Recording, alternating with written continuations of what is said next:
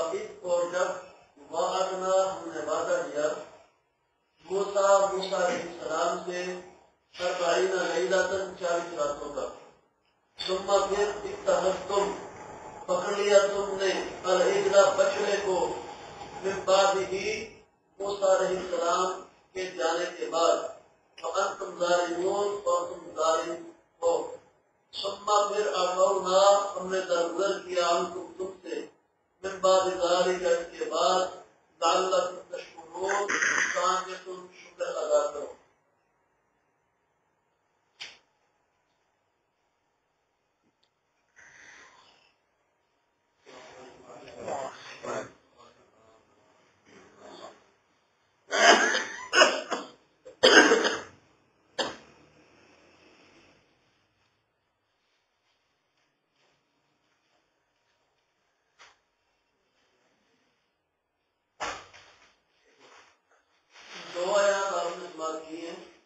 اگر مضمون کو مکمل کرنا پھر 2 اور پڑھنے پڑے. اب دیکھیے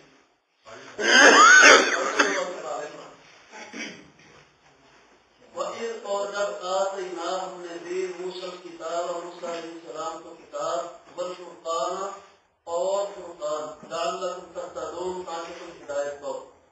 وَإِذْ قَالَ اور جب کہا موسیٰ علیہ السلام نے کہ قوم ہی اپنی قوم سے یا قوم یا میری قوم انکم بے شک تم نے تم نے ظلم کیا ہے انفسکم اپنی جانوں پر اتخاذکم العجل اپنے بچڑے کو پوجنے کی وجہ سے فتوبوا پس تم توبہ کرو الی بارئکم اپنے پیدا کرنے والے کی طرف فاقتلوا پس تم قتل کرو انفسکم اپنی جانوں کو ذالکم خیر لکم یہ تمہارا عمل بہتر ہے تمہارے لیے عند بارئکم تمہارے پروردگار کے ہاں فتاب علیکم پس رجوع کرے گا تم پر انہ هو التواب الرحیم بے شک بڑا توبہ قبول کرنے والا مہربان ہے.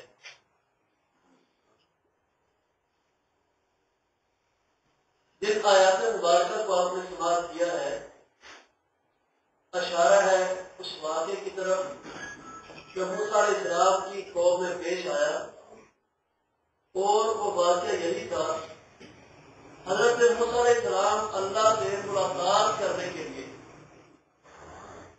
طور پہاڑ پر پہنچے تھے اللہ سے ہم کلام ہونے کے لیے اور تورات کے نزول کا یہ وقت تھا.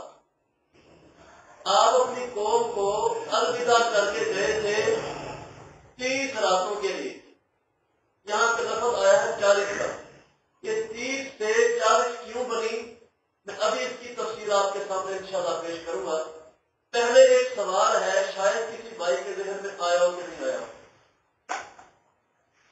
وہ سوال یہ ہے موسیٰ علیہ السلام کو تورات کا تذکرہ اللہ کر رہے ہیں دینے کا. فرعون کے غرق ہونے کا تذکرہ اس سے پہلے اللہ نے کیا ہے اور حقیقت یہی ہے کہ جب فرعون غرق ہوا تھا موسیٰ علیہ السلام کو نبوت تو مل چکی تھی لیکن آپ کے اوپر ابھی تورات نازل نہیں ہوئی تھی. قرآن کے دوسرے مقامات پر اس کی تفسیر موجود ہے. یعنی اللہ تعالیٰ نے میری بات کو ذرا دھیان سے سمجھیے گا اللہ نے فرعون کو غرق کیا اس وقت کے جب ابھی موسیٰ علیہ السلام پہ کتاب الہی یعنی تورات نازل نہیں ہوئی.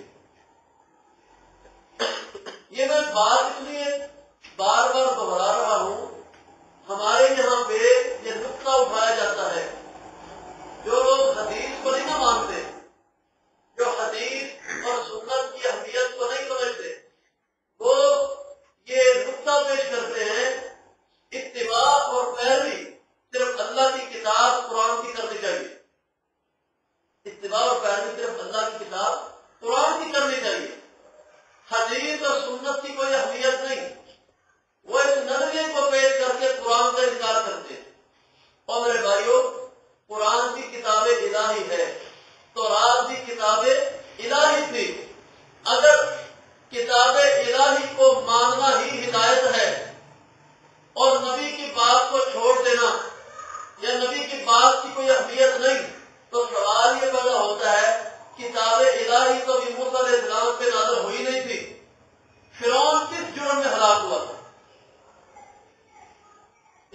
بات ذرا دھیان سے سمجھیے گا کہ اللہ کی کتاب قرآن تو نازل ہوئی نہیں. اگر وہ نازل ہوئی ہوتی پھر ہم اس کا انکار کرتا، پھر تو ہم سمجھتے کہ اللہ کی کتاب کو اس نے انکار کیا، اس پر اللہ کا عذاب آیا. لیکن اللہ کی کتاب قرآن تو نازل ہوئی نہیں، وہ تو نازل ہوئی فرعون کے غرق ہونے کے بعد. تو اس سے پہلے فرعون کو کس کی نافرمانی کی سزا ملی؟ وقت کے پیغمبر کی نافرمانی کی سزا ملی. اس سے ثابت یہ ہوا اللہ نے فرعون اور اس کے ساتھ کو غلط کر کے بتا دیا کہ جس طرح میری کتاب کو نہ ماننے والا میرے عذاب کا حقدار ہے، وہ میرے نبی کو نہ ماننے والا بھی اسی طرح میرے عذاب کا حقدار ہے.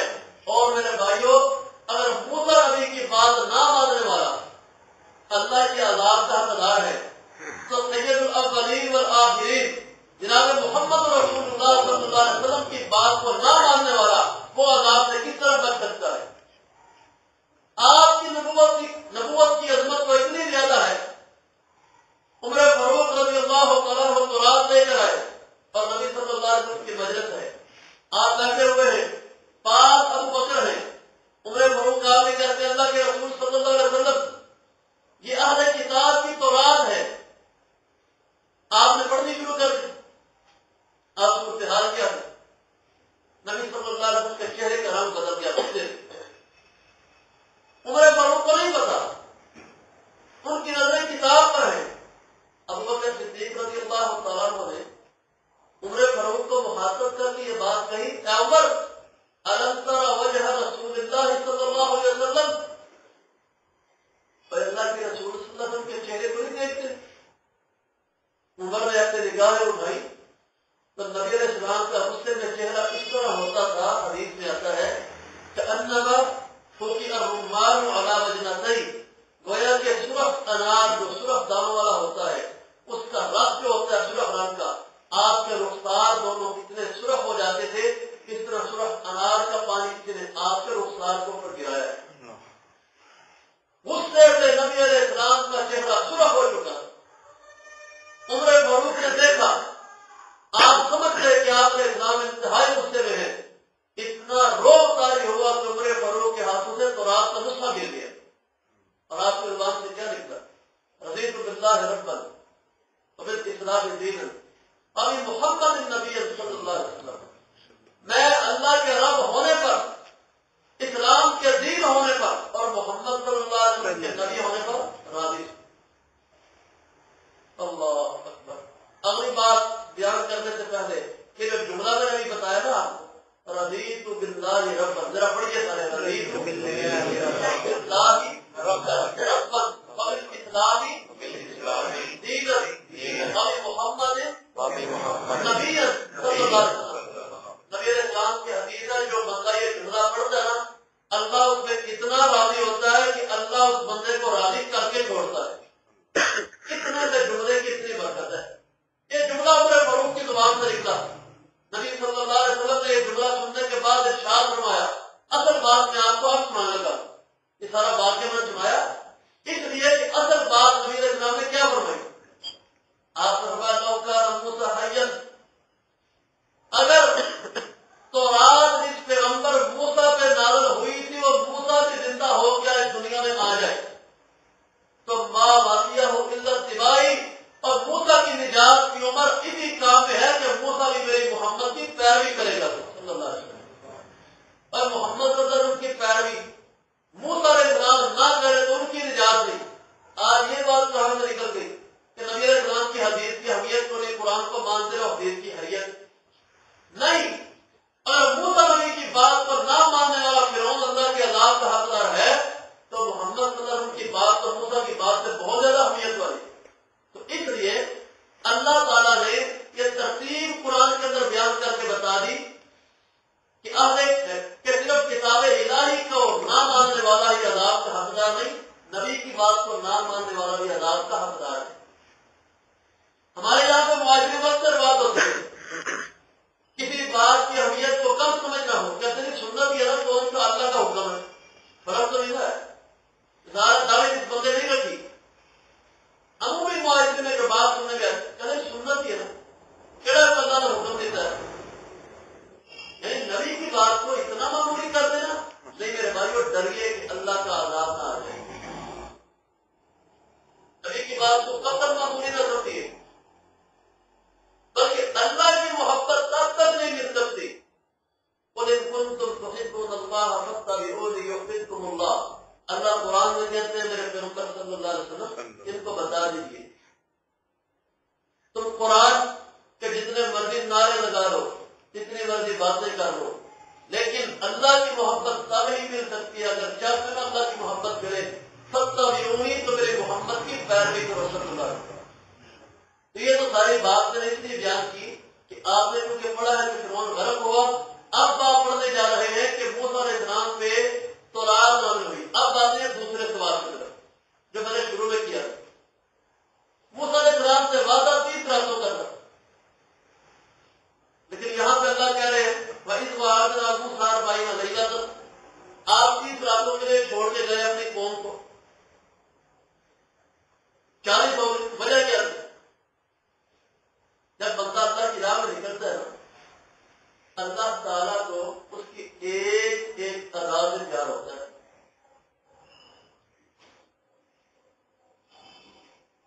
روزہ بندہ رکھتا ہے اور بندہ بھوک برداشت کرتا ہے کہ دین اللہ کے لیے. ایک فطرتی عمل ہے کہ بندہ بھوکا پیاسا رہتا ہے. این روزے کے قریب اثر کے بعد جو افطاری کا وقت قریب آتا ہے، بھوکے رہنے کی وجہ سے بندے کے منہ میں خاص قسم کی سمجھ پیدا ہو جاتی ہے. شاید پاس بیٹھنے والے کو ناگوار گزرے، شاید سننے والے کو اچھی نہ لگے، شاید جس سے آپ بات کریں وہ آپ کے منہ کی اس سمجھ سے نفرت کا اظہار کرے، لیکن وہ بھوکا اپنے برداشت کی اللہ کے لیے، وہ روزہ اپنے رکھا اللہ کے لیے، جس اللہ کے لیے رکھا. ہو سکتا ہے کوئی اور تو سمجھ سے نفرت کرے، لیکن اس اللہ کو اپنی راہ میں بھوکے رہنے والے کے منہ سے نکلنے والی اس پر اتنی پسند ہے. نبی صلی اللہ علیہ وسلم نے فرمایا دنیا کی اعلیٰ سے اعلیٰ کستوری بھی ہے اس طرف، اس کی خوشبو بھی اللہ کے وہ مقام میں رکھتی جو روزگار کے منہ سے نکلنے والی بدبو اللہ کے ہم مقام رکھتی ہے. کیوں یہ اللہ کی راہ میں ہے.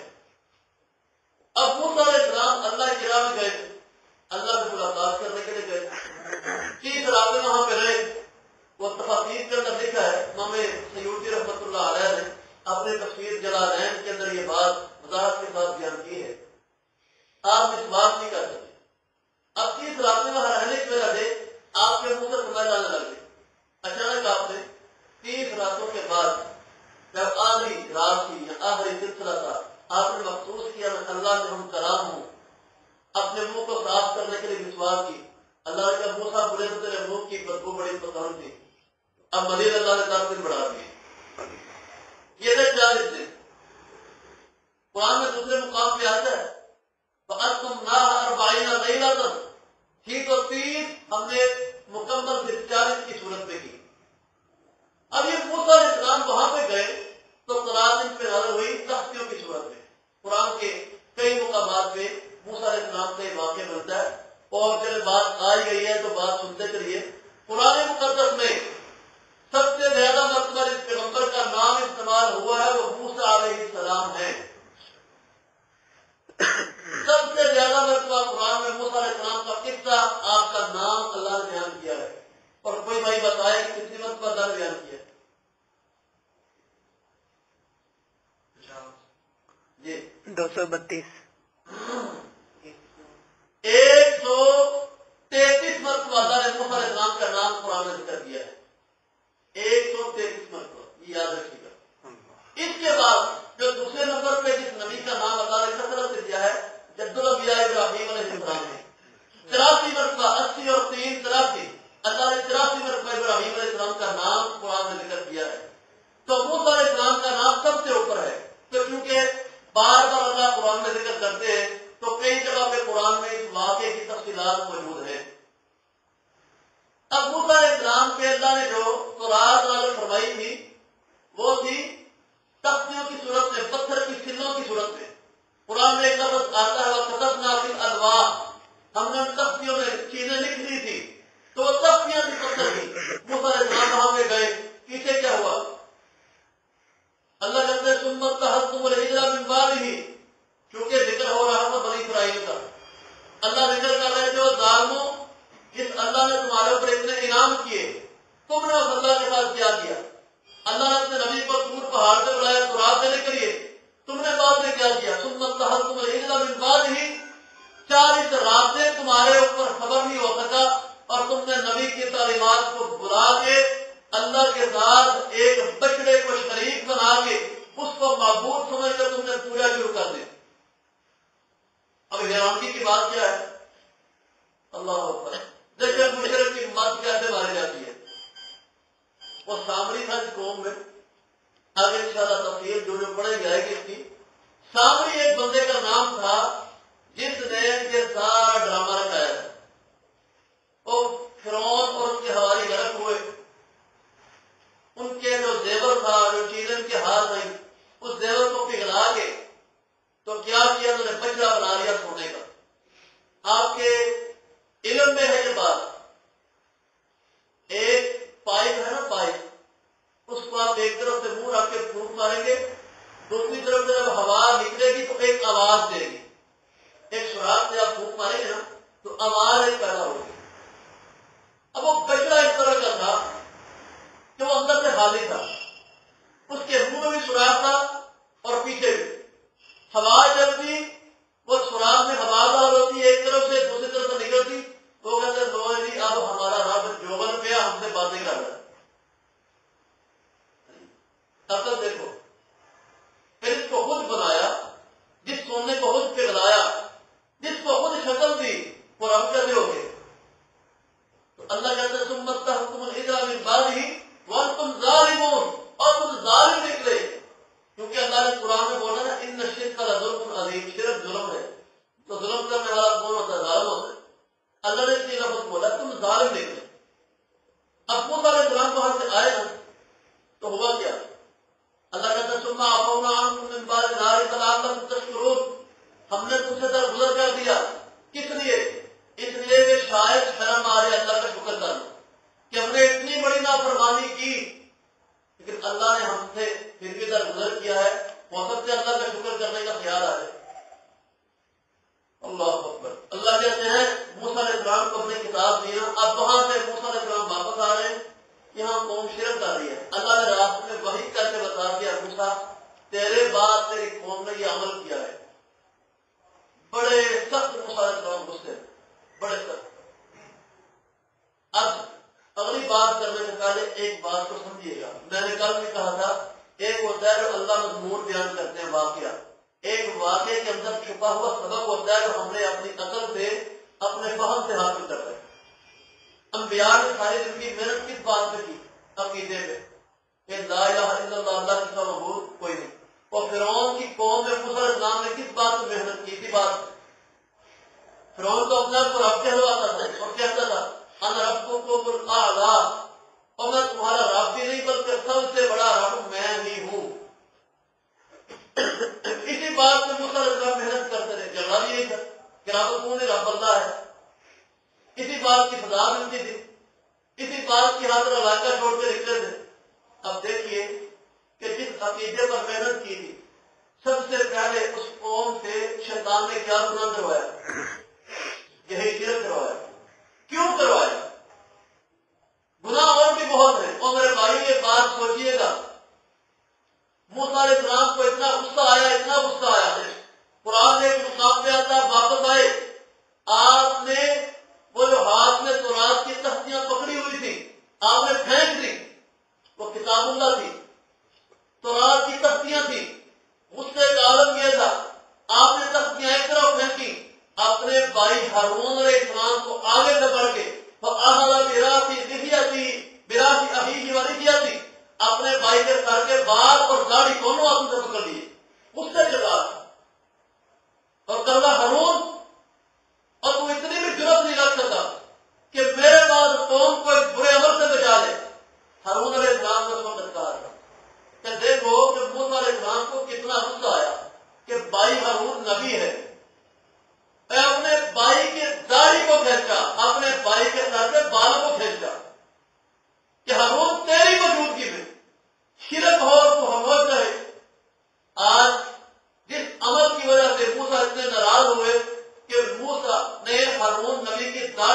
کے بالوں کو پھینچا.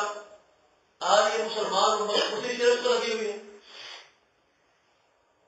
جس شرک کو دیکھ کے موسیٰ علیہ السلام نے تورات کی تخلیق پھینک دی. اتنا بھی نہ یاد رہا کہ اللہ کی کتاب کو پھینک رہا ہوں. اتنے غصے میں آ گئے کیوں کہ شرک کی معافی نہیں. اللہ حدیث کے اندر یہ حدیث ہے ابن حبان میں نبی صلی اللہ علیہ وسلم نے فرمایا اللہ فرماتے ہیں اور میرے بندے اگر تیرے گناہ لو بلغت ذنوبک عنان السماء اگر تیرے گناہ اتنے ہو جائے کہ زمین کے کناروں سے لے کے آسمان کے کناروں پر چھونے لگ جائے.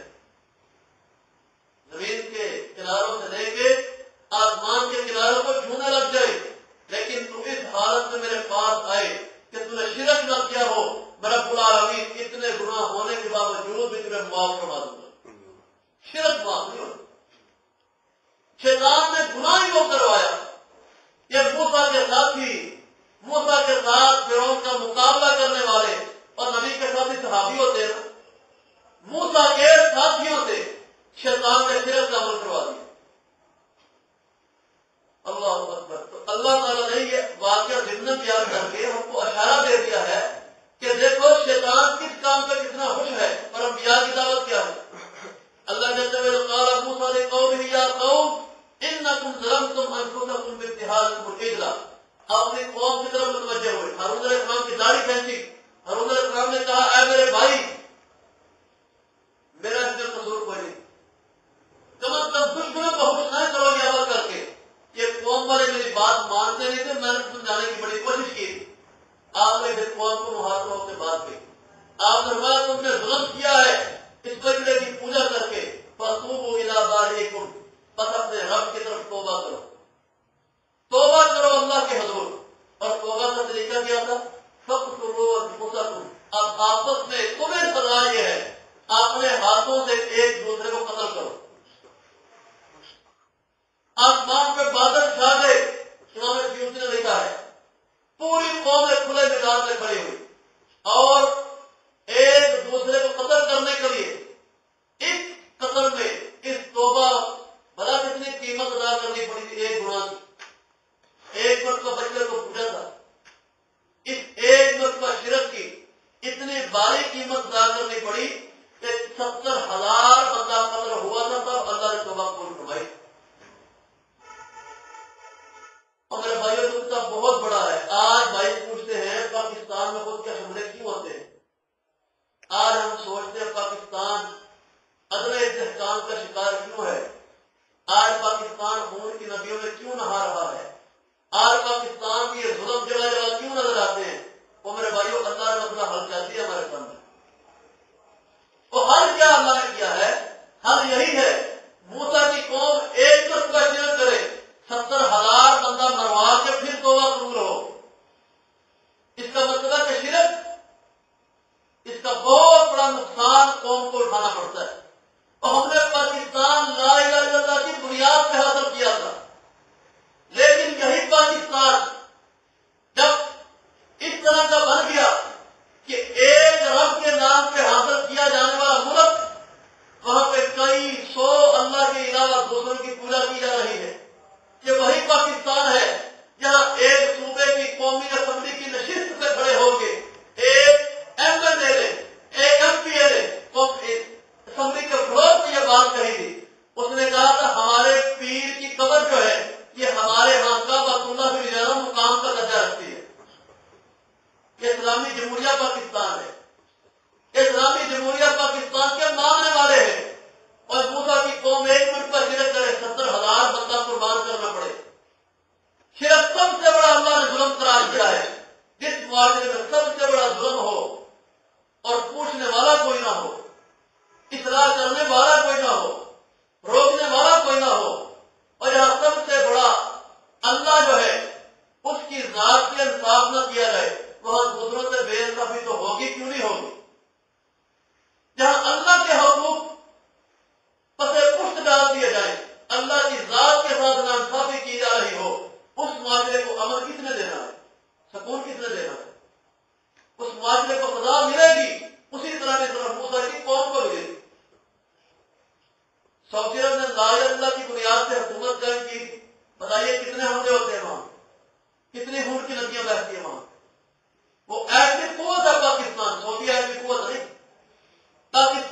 فوج دنیا کے 6 نمبر پہ آتی ہے، 250 ملک ہے دنیا میں، 250 میں سے 6 نمبر پہ پاکستان کی فوج آتی ہے۔ پاکستان کپاس چاول پیدا کرنے کے اعتبار سے، گندم پیدا کرنے کے اعتبار سے دنیا کے پہلے 10 ممالک میں ہے، لیکن کون سی چیز ہے ہمارے پاس؟ آبی اعتبار سے دنیا میں 250 ملک میں نے بیان کیا ہے، لیکن پانی کے اعتبار سے، پانی کے ذخیرے کے اعتبار سے پاکستان 39ویں نمبر پہ ہے دنیا میں۔ اور جب بعد میں ملک جاتے ہیں 50ویں نمبر پہ، 60ویں نمبر پہ، 80ویں نمبر پہ، بجلی کا بحران تو اتنا ان کے پاس نہیں جتنا ہمارے پاس ہے 39ویں نمبر پہ ہونے کے باوجود۔ یہ ساری سزا ہے، ہم نے اللہ کے ساتھ کیے ہوئے وعدے توڑے، تو پاکستان نے مطلب کیا لا الہ الا اللہ ہم نے چھوڑا، اللہ نے پھر ہم کو ہمارے ہاتھ پہ چھوڑ دیا۔ اللہ نے کہا لو پھر تم میرے ساتھ وعدہ پورا، اللہ نے پیچھے کہا نا بنی اسرائیل کو، اب بنی اسرائیل والوں میرے وعدے پورے کرو، میرا تو تمہارے سارے وعدوں کو پورا کروں گا۔ وہی سزا ہم کو ملی، ہم نے اللہ سے کیے ہوئے وعدے توڑے، اللہ نے پھر ہم کو دکھایا کہ دیکھو تمہاری اوقات کیا ہے۔ آج بھی اپنا عمل اللہ کے ساتھ صحیح کر دیں، اللہ ہم کو برکتیں دینے کے لیے تیار ہے۔ تو اللہ یہ بیان کرتے ہیں کہ موسیٰ علیہ السلام نے کہا قتل کرو ایک دوسرے کو، 70,000 بندہ قتل ہوا۔ اللہ کہتے ہیں موسیٰ علیہ السلام نے کہا ذالکم خیر لکم عند بارئکم، یہ جو عمل کیا ہے یہ اتنی بڑی توبہ اللہ کے ہاں بہتر ہے تمہاری اس عمل سے۔ فتاب علیکم، اب اللہ تمہارے کو رجوع فرمائے گا، انہ هو التواب الرحیم، بے شک اللہ بڑی توبہ قبول کرنے والا مہربان ہے۔ وَإِذْ وَعَدْنَا، اور جب ہم نے وعدہ دیا موسیٰ علیہ السلام سے 40 لیلۃ راتوں کا، ثم پھر اتخذتم العجل، تم نے پکڑا بچڑے کو، معبود من بعدہ، موسیٰ علیہ السلام کے بعد، وَأَنْتُمْ ظَالِمُونَ، اور تم ظالم ہو۔